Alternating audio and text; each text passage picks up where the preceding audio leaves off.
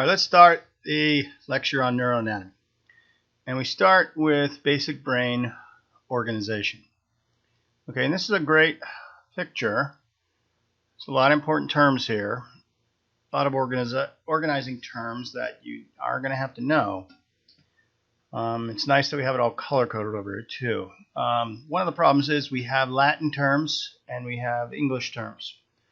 And this graph actually keeps out two Latin terms, so I have added them in.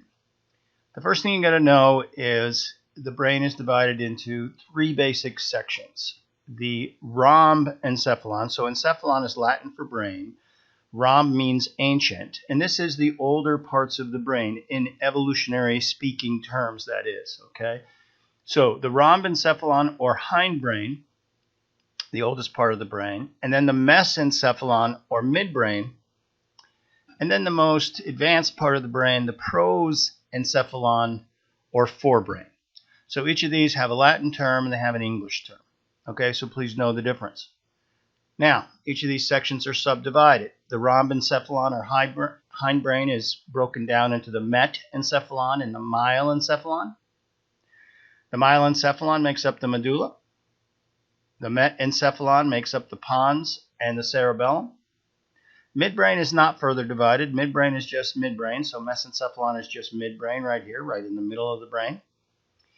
And then in the forebrain or prosencephalon, it is further divided into the telencephalon and diencephalon. And there are many parts here, but we're only focusing on some of the main ones. The diencephalon is further divided into the thalamus and the hypothalamus. And the telencephalon is broken into parts that are tough to see in this mid-sagittal slice. The limbic system goes throughout the brain. The basal ganglia we'll talk about a little later goes throughout the brain. And the cerebral cortex. I don't use this term neocortex. I use cerebral cortex. And this big blue area here, that's all the cerebral cortex. Okay? Also called the neocortex. All right, so please know these terms. I hope you can see these as just wonderful multiple choice slides that I can make. Which of the following areas is in the diencephalon? Which area is the cerebellum in? Got it? All right.